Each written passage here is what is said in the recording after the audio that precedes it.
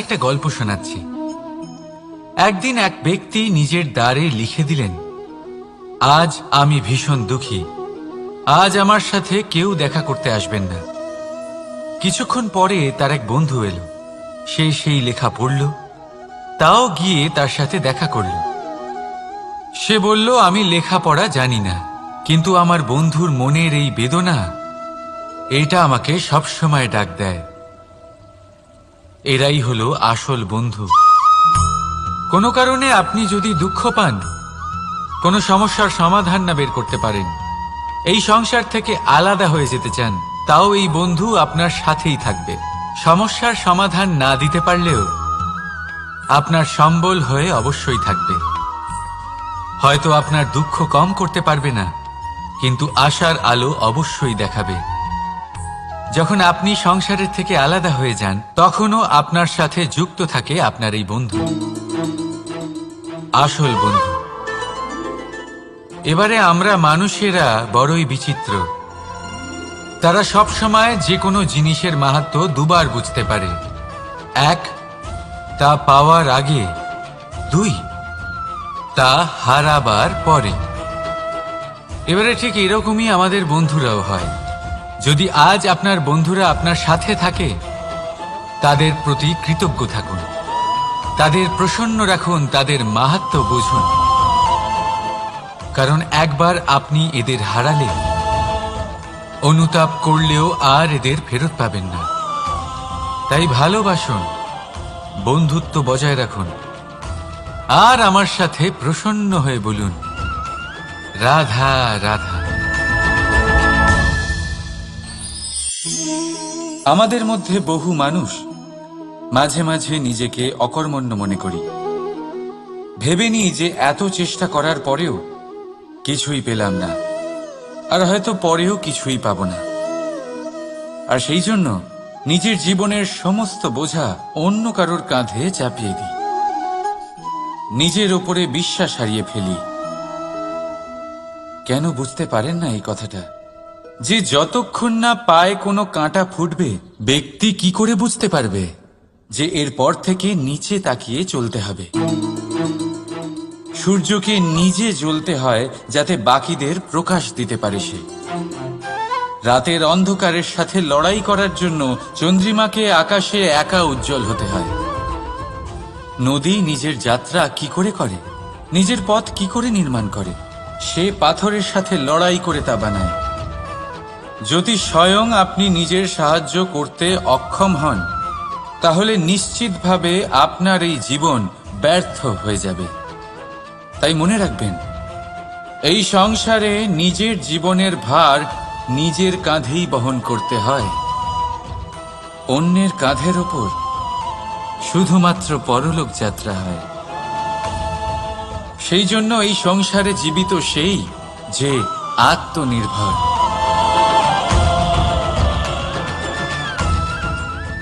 রাধা রাধা। সময়, কথায় বলে সময়ের পূর্বে কিছুই হয় না। প্রতিটা ঘটনার একটা সময় থাকে। সময়ের আগে না সূর্যোদয় হয় আর না সূর্যাস্ত হয়। সময়ের পূর্বে গাছে না ফুল ফোটে না ফল ধরে। কিন্তু একটা কথা ভেবে দেখুন, যদি বর্ষা আসার আগে কৃষক ভূমিকে না প্রস্তুত করে, বীজ রোপণ না করে, তাহলে কি ফসল ফলবে? যদি কোনো যোদ্ধা যুদ্ধের পূর্বে নিজের অস্ত্রের ধার না দেয়, তাহলে সে যুদ্ধ কি করে লড়বে? এর মানে এটাই হলো যে সময় আপনার যখন আসার তখন অবশ্যই আসবে, কিন্তু ততক্ষণ এটাও গুরুত্বপূর্ণ যে আপনি নিজেকে তার জন্য তৈরি রাখুন। কারণ এই সুযোগ, এই কথাটা শুনতে যত ছোট, এটা আসেও ততটা কম সময়ের জন্য, তারপর চলেও যায়। এবার যদি সুযোগ আপনার হাতে আসে আর আপনি তার জন্য তৈরি না থাকেন, তাহলে আপনি সাফল্য কি করে পাবেন? তাই আপনি সঠিক সময়ের জন্য অপেক্ষা করুন, সেই সুযোগের জন্য অপেক্ষা করুন, কিন্তু ততক্ষণ নিজের চেষ্টার দ্বারা নিজেকে আরো সক্ষম করে তুলুন। কারণ সাফল্য আপনার জন্য অপেক্ষা করছে, শুধু আপনি তার জন্য তৈরি থাকুন। রাধা রাধা। কথা মানুষের পাওয়া সবচেয়ে অদ্ভুত উপহার। এই কথাই মানুষকে এই সংসারের সমস্ত প্রাণীর থেকে ভিন্ন করে তোলে,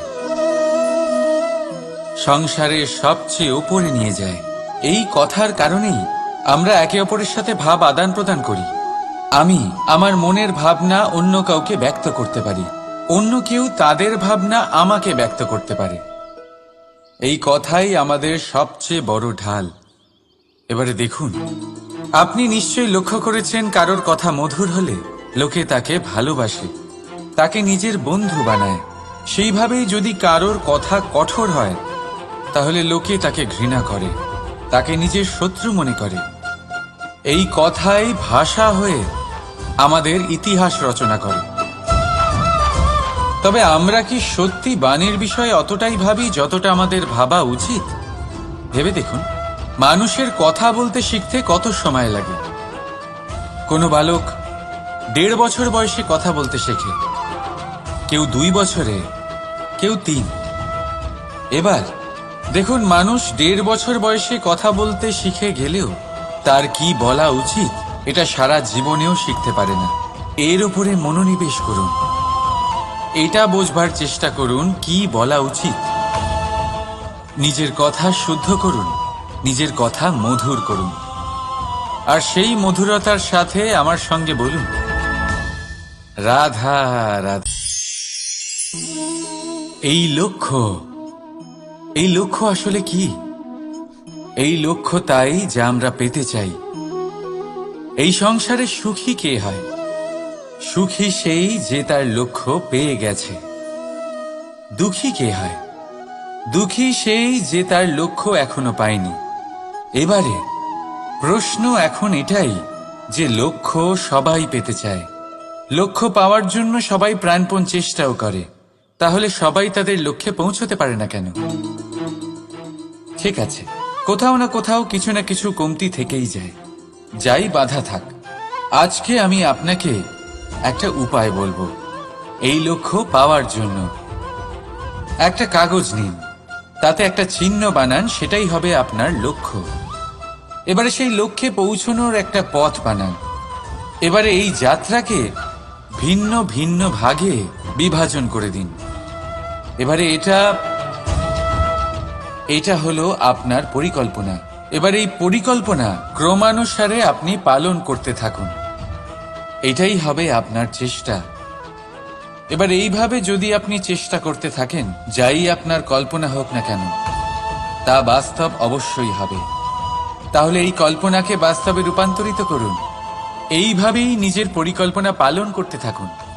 আপনার যাই কল্পনা থাকুক বা যাই লক্ষ্য থাকুক, তা বাস্তবে পরিণত হয়ে আপনার হাতে অবশ্যই আসবে। রাধা রাধা। বাবার এক মিত্র ছিলেন, বড়ই দুঃখী ছিলেন, বিপদে পড়েছিলেন। কি করবেন? ব্যবসা ভালোভাবে চলছিল না, বাড়িতে শান্তি ছিল না, সমস্ত জায়গায় ক্ষতি হচ্ছিল। তাই উনি একজন জ্যোতিষীকে দেখালেন। জ্যোতিষী বললেন, আপনার যে বাড়ি আছে সেটা আপনার জন্য অশুভ, আপনার এই বাড়ি পাল্টে ফেলুন। উনি বাড়ি পাল্টে ফেললেন, তবুও ওনার সমস্যার সমাধান হলো না।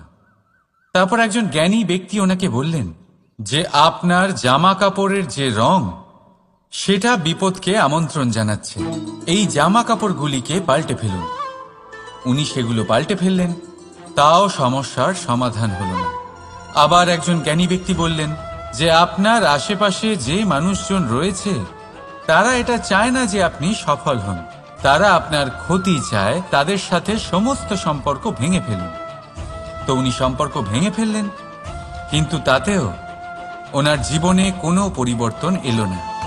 তার মানে তিনি বাড়ি পাল্টালেন, জামা কাপড় পাল্টালেন, সম্পর্ক পাল্টালেন, যেটা পাল্টালেন না তা হলো স্বভাব।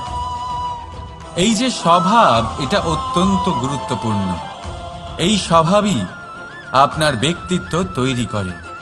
তাই নিজের স্বভাব শুধরে ফেলুন, তাতে ভালো পরিবর্তন আনুন, সবকিছু ভালোই হবে।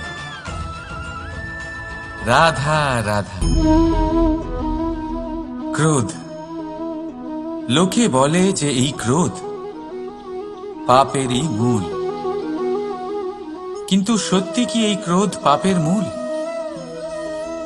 একটু ভেবে দেখুন, এই ক্রোধ বাস্তবে আসলে কি? এই ক্রোধ একটা অনুভূতি যা আপনার মধ্যে হঠাৎই অসীমিত তেজ সঞ্চালন করে। এবারে আমি আপনাকে কিছু উদাহরণ দিচ্ছি যাতে আপনি বুঝতে পারেন যে ক্রোধ আপনার জন্য ভালো কি না। যদি কারোর সাথে অন্যায় হয় আর এটা দেখে আপনার ক্রোধ হয়, আর এই ক্রোধ আপনাকে তার সাহায্য করতে প্রেরণা যোগায়, তাহলে এই ক্রোধ অবশ্যই ভালো। যদি কোথাও আপনি দেখেন যে কোনো নারীর উপরে অত্যাচার হচ্ছে আর সেটা দেখে আপনার ক্রোধ হয়, আর এই ক্রোধ আপনাকে তার সাহায্য করতে সাহস যোগায়, তাহলে এই ক্রোধ অবশ্যই ভালো। যদি এই সংসারে কোথাও আপনি কোনো অনৈতিক কাজ বা ছলনা দেখেন আর আপনার তাতে ক্রোধ না হয়, কিছুই অনুভব করেন না, তাহলে এটা কাপুরুষতা। তার মানে এটাই যে আপনি আপনার মনুষ্যত্ব হারিয়ে ফেলেছেন। তাই এটা বোঝার চেষ্টা করুন, আপনার ক্রোধের তেজের ব্যবহারের ওপরে নির্ভরশীল হলো এই ক্রোধ আপনার জন্য পাপের সমান, নাকি এই ক্রোধ আপনার জন্য পুণ্যের স্থাপক। রাধা রাধা। মোহ। শাস্ত্রে লেখা আছে যে মোহ শুধু সেই ব্যক্তিকেই নয়, বরং সেই আরেক ব্যক্তিকেও বিনাশ করে দেয় যার ওপরে সেই মোহ আছে। এবারে লোকে কি করেন, এই শাস্ত্রে লেখা কথাগুলি শুধু শাব্দিক অর্থে নেন। এই মোহ, দেখুন, এটা শুভও হতে পারে, শুধু এর রূপ ভিন্ন ভিন্ন হয়। এটা ভালো করে বুঝতে হবে।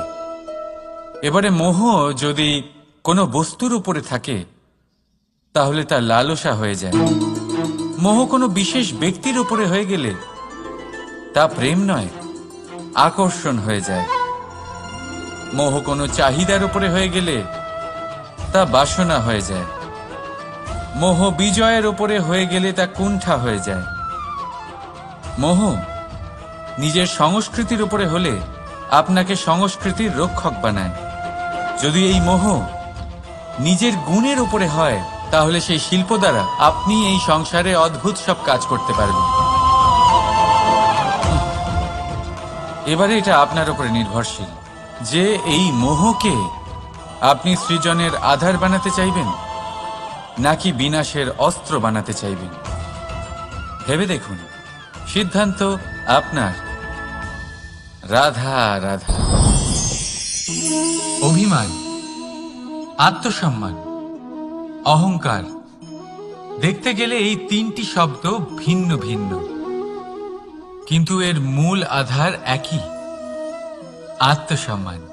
এবার যদি কথা বলি আপনার শরীরের, আপনার সংস্কৃতির, আপনার সম্পর্কের, তাহলে অভিমান থাকা স্বাভাবিক। এবার যদি কথা বলি আপনার ব্যক্তিত্ব নিয়ে, আপনার আদর্শ নিয়ে, আপনার বিচারধারা নিয়ে, তাহলে আত্মসম্মান হলো একটা গুণ। যদি এইভাবে বলা হয় যে আমি এই কার্য কারোর সাহায্য ছাড়া, সহযোগিতা ছাড়াও করতে পারি, তাহলে এটা আত্মসম্মান, আর এটা সঠিক।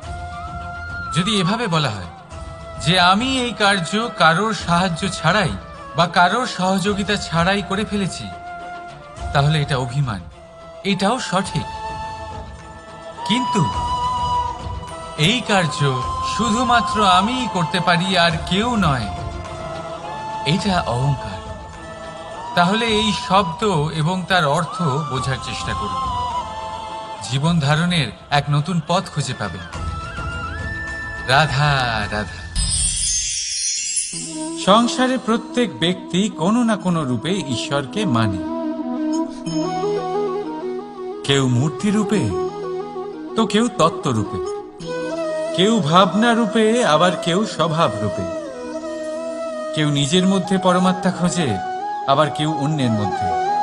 কারোর কাছে জ্ঞানই পরমাত্মা। সংসারে প্রত্যেক মানুষই কোনো না কোনো রূপে তার ঈশ্বরকে পেয়েই যান।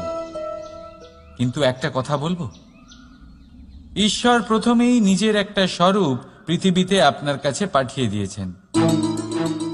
সেই স্বরূপ হলো আপনার মাতা, আপনার মা। সেই মা যিনি আপনাকে জন্ম দিয়েছেন, আপনাকে বাঁচতে শিখিয়েছেন, আপনাকে সংস্কার দিয়েছেন। যদি আপনি কখনো কোনো অনুচিত পথে অগ্রসর হয়েছেন, তখন তিরস্কার করে আপনাকে সঠিক পথে এনেছেন। যদি আপনি এই সংসারে অসফল হয়েছেন, তখন তার আঁচলের উষ্ণতা দিয়ে আপনাকে আশ্বাস জুগিয়েছেন। সেই সমস্ত কাজ করেন এই মা, যা ঈশ্বরও করেন। সেই জন্য মনে রাখবেন যে এই সংসারে আপনার সবচেয়ে প্রথম ঈশ্বর যদি কেউ থাকে, তাহলে তা আপনার মা। প্রত্যেক প্রতিমাতে ঈশ্বর নাই থাকতে পারে, কিন্তু প্রত্যেক মায়ের মধ্যে ঈশ্বর অবশ্যই থাকে। রাধা রাধা। আপনি নিশ্চয়ই দেখে থাকবেন যে প্রদীপের নিচে অন্ধকার থাকে। যে প্রদীপ সংসারকে আলোকিত করে, সেই প্রদীপের নিচেই অন্ধকার। এবারে অনেক মানুষ আছে যারা এই বিষয়টা এইভাবে দেখে যে ব্যক্তি নিজের সমস্যার সমাধান করতে পারে না, আর গোটা সংসারকে উপদেশ দেয়। কিন্তু এইটা দেখার আরো একটা দৃষ্টিভঙ্গি আছে, আর সেটা হচ্ছে যে স্বয়ং জ্বলে সংসারকে আলোকিত শুধু সেই করতে পারে যা রাধার বড়ই শীতল হয়। এই সংসারের পথপ্রদর্শক সেই হতে পারে, এই সংসারকে দিশা সেই দেখাতে পারে যার মধ্যে সন্তোষ আর ধৈর্য শক্তি আছে। এবারে দেখুন, এটা অত্যন্ত গুরুত্বপূর্ণ বিষয় যে বিবেক তখনই কাজ করে যখন মন শান্ত থাকে, যখন মন শীতল থাকে। তাই যদি আপনি এই জীবনে কোনো বড় কর্ম করতে চান, তাহলে সর্বপ্রথম আপনার এই মনকে, এই বিবেককে, এই হৃদয়কে, এই আধারকে, এই ভূমিকে শীতল রাখতে শিখুন। ধৈর্য ধরুন। সংসারে এমন কিছু নেই যা আপনি করতে পারবেন না। রাধা রাধা। এই প্রদীপ দেখতে পাচ্ছেন আপনি? নিজেও জ্বলে আর এই বাতিকেও জ্বালিয়ে রাখে, আর এই সংসারকে প্রদান করে প্রকাশ। অন্ধকারাচ্ছন্ন ব্যক্তিকে প্রদান করে আশার আলো। কিন্তু এটা কখনো ভাবে না যে সেই মাটি কেমন হবে যা দিয়ে এটা তৈরি করা হয়েছে, সেই কুমোর কেমন হবে যে একে আকার দিয়েছে। ভাবে না যে একে কিনেছে তার বাড়ি কেমন হবে, তা কতটা সুসজ্জিত। কিচ্ছু নয়, শুধু এই সংসারকে প্রকাশ প্রদান করে। আর হয়তো সেই জন্যই প্রদীপকে এত ভালোবাসা হয়। সে নিজের বা অন্যের বাড়ি দেখে কখনোই জ্বলে না, সে জ্বলে শুধু অন্ধকারের সাথে লড়াই করতে। তাই আপনিও নিজের ব্যবহার এই প্রদীপের মতো করে তুলুন। নিজের পরিচয় সরিয়ে নিঃস্বার্থভাবে কর্ম করে যান, আর নিজের জন্য এক নতুন, এক বিশাল, এক অদ্ভুত পরিচয় তৈরি করুন। রাধা রাধা। এই সংসারে প্রত্যেক ব্যক্তি বড় কিছু করতে চায়, এমন কিছু যা এই সংসারে কেউ আগে কখনো করেনি। এমন জায়গায় পৌঁছতে চায় যেখানে এর আগে কেউ কখনো পৌঁছতে পারেনি। আর কেউ কেউ এতে সফলতা অর্জন করে। কিন্তু কিছু মানুষ অসফল হয় কেন? এটাই আমার প্রশ্ন। না তো তাদের ইচ্ছেতে কোনো কমতি থাকে, না কমতি থাকে তাদের চেষ্টায়। তাহলে কেন এরা পিছিয়ে পড়ে? এর উত্তর বড়ই সরল। এই সংসার আপনাদের বলি কিভাবে। আপনারা সকলে সংসারে মহান কাজ করতে চান, সেই মান, সেই সম্মান পেতে চান যা এর আগে কেউ কখনো পায়নি। কিন্তু আপনার সমস্যা এটাও যে এই কাজে সংসার আপনার সাথে থাকছে না। বড়ই অদ্ভুত ব্যাপার। দেখুন, ভুলে যান গোটা সংসারকে, জীবনে একা একা এগিয়ে চলুন। গঙ্গোত্রী থেকে যখন একটি জলের ফোঁটা বেরোয়, তখন সেটা শুধু এক বিন্দু জল। তারপরে যখন সে তার যাত্রা শুরু করে অন্য জলের ফোঁটার সাথে মিশে, তখন সে স্রোতে পরিণত হয়, গঙ্গাতে পরিণত হয়। যদি আপনি জীবনে এগোতে চান, তাহলে একলা এগোতে শিখুন, নির্ভীক হয়ে, সাহসের সাথে, ধনাত্মক চিন্তা নিয়ে জীবনে এগিয়ে চলুন, একা এগিয়ে চলুন। আর দেখবেন সেই মান, সেই সম্মান আপনার জন্যই অপেক্ষা করে আছে। রাধা রাধা। কর্ম। মানুষ সর্বদা কর্ম করতে থাকে, আর এই কর্মের জন্যই সে মান, সম্মান, ধন, প্রতিষ্ঠা লাভ করে। এবার মানুষ সবসময় চেষ্টা করে যাতে সে ভালো কর্ম করে যায়। তাহলে আপনাকে বলি, শুধু ভালো কর্ম করাই আবশ্যক নয়, তার থেকে বেশি জরুরি হলো এই খারাপ কর্মকে বোঝা আর তার থেকে দূরে থাকা। কারণ যখনই আপনি কোনো সঠিক কাজ করেন বা ভালো কাজ করেন, কেউ তা মনে রাখে না। কিন্তু এই সংসারে বিষয়টা হলো এরকম, আপনি একটা খারাপ কর্ম করুন আর সেটা সবার মনে থাকে। এই খারাপ কর্ম কাজলের এক কৌটোর মতো হয়। আপনি যতই চেষ্টা করুন বাঁচিয়ে ব্যবহার করার, কিন্তু এই কালিমা কোথাও না কোথাও অবশ্যই লেগে থাকে। সেই জন্য জীবনে ভালো কর্ম অবশ্যই করুন, কিন্তু তার থেকেও বেশি জরুরি হলো এই খারাপ কর্মের থেকে দূরত্ব বজায় রাখা। আর এটা অবশ্যই করবেন। রাধা রাধা। সংসারে সমস্ত জায়গায় এই ব্যবসা চলতে থাকে। কিছু পাওয়ার জন্য কিছু দিতে হয়, লাভের জন্য কিছু বিনিয়োগ করতে হয়। যদি কারোর অনুভূতি জানতে হয়, তাহলে নিজের অনুভূতিকে ব্যয় করতেই হবে। এবার দেখুন না, কারোর আসল চেহারা যদি জানতে হয়, তাকে স্বাধীনতা দিয়ে দেখুন। যদি কারোর মনের শুদ্ধতা জানতে হয়, তাহলে তাকে ঋণ দিন। যদি কারোর গুণ জানতে হয়, তাহলে তার সাথে একসঙ্গে বসে ভোজন করুন। যদি কারোর ধৈর্যের পরীক্ষা নিতে হয়, তাহলে তাকে তার প্রিয় কাজ করতে বারণ করে দেখুন। যদি কারোর ভালো দিক জানতে হয়, তাহলে তার থেকে পরামর্শ নিয়ে দেখুন। এক অনুভূতির বদলে অন্য এক অনুভূতি বিনিময় করতে হয়। কিন্তু এই সংসারে একটাই এমন অনুভূতি আছে, যেটা দেখার জন্য, যেটা পাওয়ার জন্য আপনাকেও ঠিক সেই অনুভূতিটাই দিতে হবে। আর সেটা হলো প্রেম।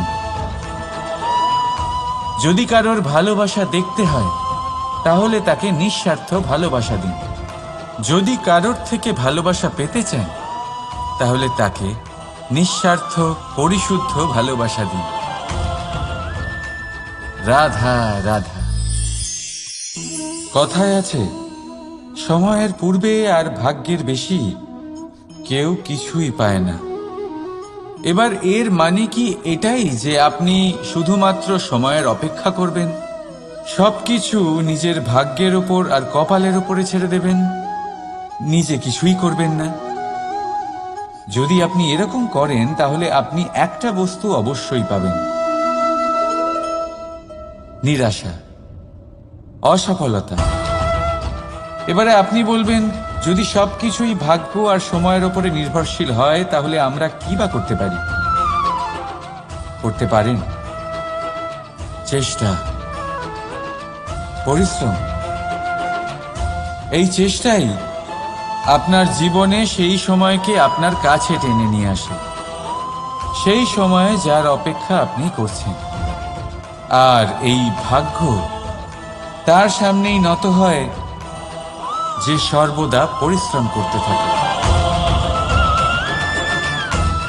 রাধা রাধা। এই পদ্ম ফুল দেখতে পাচ্ছেন? এর অভ্যেস হলো জলস্তরের ওপরে ভাসা। সেই জন্য জলাশয়ের জলস্তর যখন বৃদ্ধি পায়, এই যে ফুলের কাণ্ড দেখছেন সেটাও বাড়তে থাকে, যাতে এই ফুল জলস্তরের ওপরে থাকে। কিন্তু যখন সেই জলাশয়ের জলস্তর নামতে থাকে, সেই কাণ্ড নিজেকে ছোট করতে পারে না, আর এই ফুল নিজের ভারে নিজেই ভেঙে পড়ে। এবার এটা আমাদের সাথেও হয়। সময়ের সাথে আমরা জীবনে যত সাফল্য পাই, আমাদের জীবনের স্তর বাড়তে থাকে। আর যখন আমাদের সংস্থান কমতে থাকে, আমরা সেই জীবন স্তর ছাড়তে পারি না, আর শেষ পর্যন্ত সেই জীবন স্তরের কারণেই ভারাক্রান্ত হয়ে শেষ হয়ে যায়। সেই জন্য যদি কিছু রাখতে হয়, তাহলে তা হলো দৃষ্টিভঙ্গি। সাধারণভাবে জীবন যাপন করতে শিখুন। সময়ের চক্রও আপনাকে মাত দিতে পারবে না। রাধা রাধা।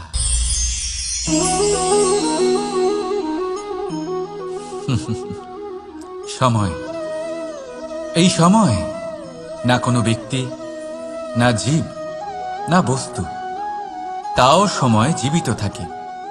এই সময়ে না জল, না অগ্নি, আর না বায়ু, কিন্তু তাও আমাদের জীবনের আধার। এই সময় দেখতে গেলে মানুষ এই সময়ের হাতের খেলনা। কখনো আমাদের সময় ভালো হয়, আবার কখনো খারাপ। কেউ সময় আসার প্রতীক্ষা করে, আবার কেউ সময় যাওয়ার প্রতীক্ষা করে, কিন্তু এই সময় কারোর হাতে ধরা দেয় না। এই সময় যা কেউ দেখতে পায় না, এটা সবাইকে সবকিছু দেখিয়ে যায়। দেখিয়ে যায় যে আপনকে আর পরকে, আমাদের শুভাকাঙ্ক্ষীকে আর ক্ষতি কে চায়, আমাদের মিত্রকে আর আমাদের শত্রুকে। এই সময় আপনাকে দেখায় যে আপনি কতটা শক্তিশালী, সেই সময় আপনাকে দেখিয়ে যাবে আপনি কতটা দুর্বল। এই সময় সব কিছু দেখিয়ে যায়। তাই এই সময় যা এতটা শক্তিশালী, তা আমরা নষ্ট কেন করি? ভেবে দেখুন। এবারে উঠুন আর এই সময়ের সম্পূর্ণ ব্যবহার করুন।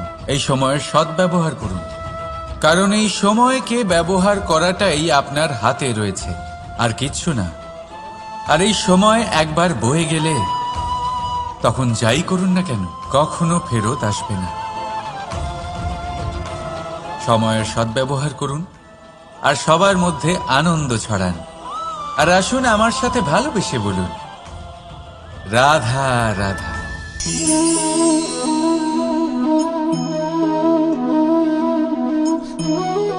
এই জল দেখতে পাচ্ছেন আপনি? এটা ঘোলা জল, এতে ময়লা মিশে আছে। কিন্তু যদি আপনি এটা কিছুক্ষণ এমনি ফেলে রাখেন, তাহলে দেখবেন এই ময়লা আপনা থেকেই নিচে থিতিয়ে পড়বে। কিন্তু এই পাত্রটা নাড়াতে থাকলে এমনটা হবে না। শান্ত ছেড়ে দেবেন, তবেই এই ময়লা নিজেই নিচে চলে যাবে। ঠিক সেইভাবেই যখন আমাদের জীবনে কোনো সমস্যা আসে, কোনো অশান্তির সৃষ্টি হয়, তখন উত্তেজিত হয়ে পড়লে, নিজের সংযম হারিয়ে ফেললে আমরা এর সমাধান পাব না। শান্ত থাকলে তখনই সমস্যার সমাধান পাব। তাই মনে রাখবেন, ধৈর্য আর সংযম দ্বারা শান্ত মনে বিচার করলে যত বড়ই সমস্যা হোক না কেন, তার সমাধান আপনি অবশ্যই পাবেন।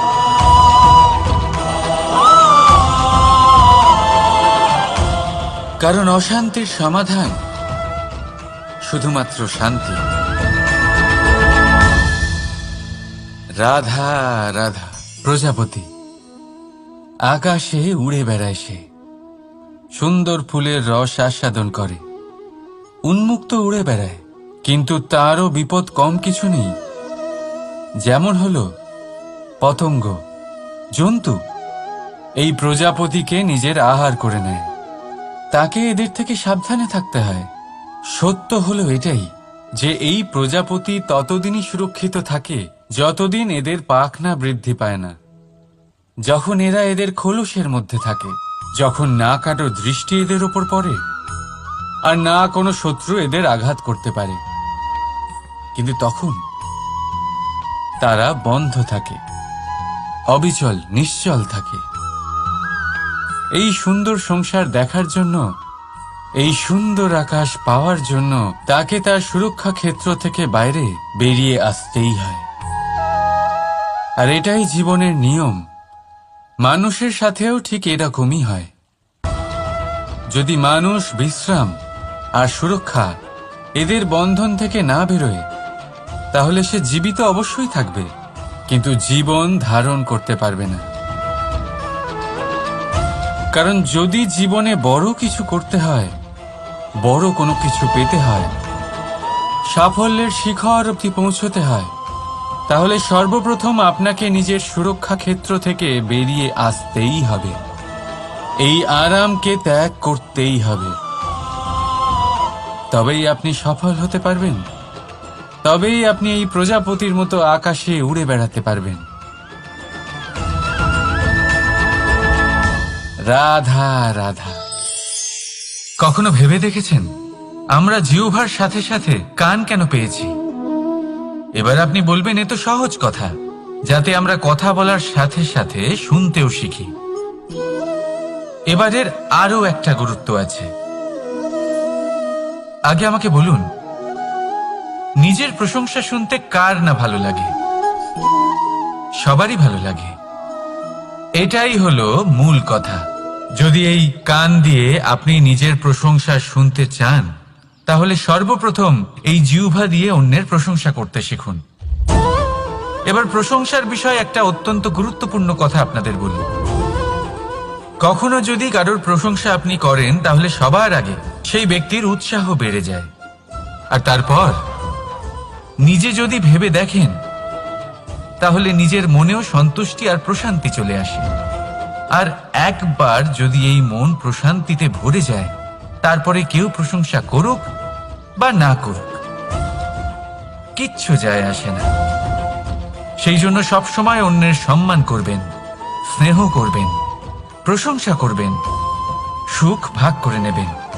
যার মধ্যে যেটা ভালো আছে তা বলুন, তাকে মনে করান তিনিও ভালো, তার উৎসাহ বাড়িয়ে তুলুন। তিনি জীবনে সামনে এগোবেন, আর এই ব্রহ্মাণ্ড আপনাকে কখনো পিছিয়ে থাকতে দেবে না। রাধা রাধা। সত্য এবং অসত্য দুটোর মধ্যে পার্থক্য কি আছে? পার্থক্য হলো অ অক্ষরটার। এবার অ দিয়ে হতে পারে আরম্ভ, অ দিয়ে হতে পারে অন্ত। সত্য হলো সেটা যেখানে সমস্ত পথের আরম্ভ হয়, অসত্য সেটা যেখানে সমস্ত পথের শেষ হয়। এবার এরা চলতে হয়তো পারে না, কিন্তু তাও ছাপ রেখেই যায়। সত্য সেই ছাপ রেখে যায় যা একটা উজ্জ্বল উৎকৃষ্ট উদাহরণ হতে পারে, আর অসত্য সেই উদাহরণ তৈরি করে যা একটা কলঙ্কিত ইতিহাস তৈরি করে। এখন আপনি আগামী সময়ের জন্য কেমন ছাপ রেখে যাবেন, এই সিদ্ধান্ত পুরোপুরি আপনার। রাধা রাধা। চলুন একটা প্রশ্ন করি। কোন মানুষকে জিজ্ঞাসা করবেন যে সে মূর্খ, অলস, বিবেকহীন, অসফল, এইসব বিশেষণ দিয়ে নিজেকে পরিচিত করতে চাইবে? না। কাউকে জিজ্ঞাসা করুন আপনি কি মূর্খ? না। আপনি কি অসফল হয়েছেন? না। আপনি কি বিবেকহীন? না। এবার বলুন, আপনি জীবনে মূর্খ ও বিবেকহীন হবার জন্য কোনো ভালো পরিকল্পনা বানিয়েছেন? উত্তর পাবেন না। কারণ কোনো পরিকল্পনা বানানো হয় না যাতে আপনি মূর্খ বা অসফল হন। মানুষ মূর্খ বা অসফল তখন হন যখন কোনো পরিকল্পনাই থাকে না। দেখুন, একটাই ছোট জীবন, তাকে স্থির করুন যাতে অনেক বেশি সংখ্যক মানুষকে আপনি জুড়ে রাখতে পারেন, অনেক বেশি শান্তি পেতে পারেন, অধিকতর সাফল্য লাভ করতে পারেন, বেশিরভাগ মানুষের পথপ্রদর্শক হয়ে তাদের মঙ্গল করতে পারেন।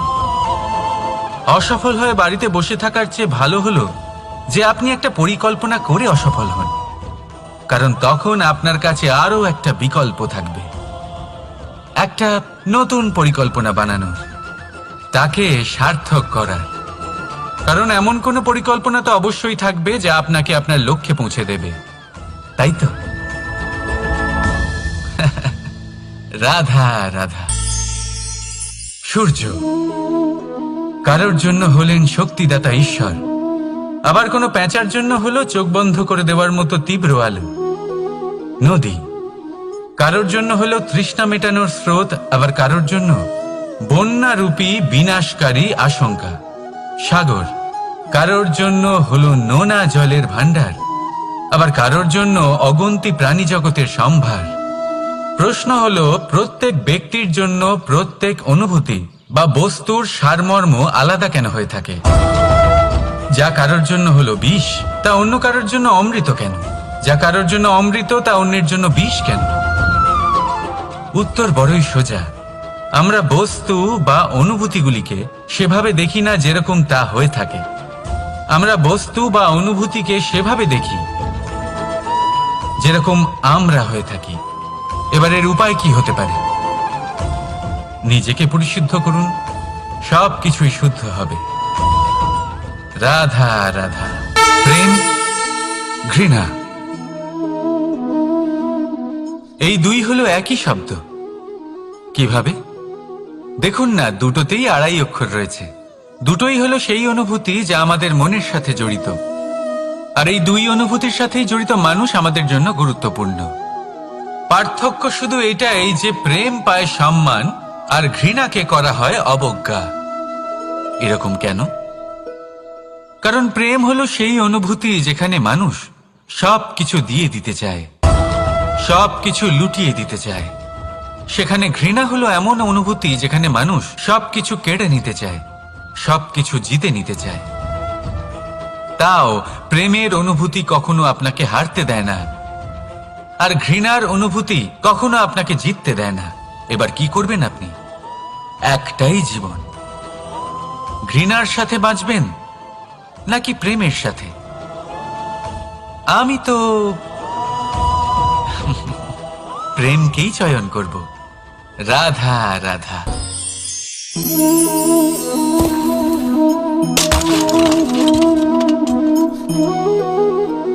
এ কি হলো?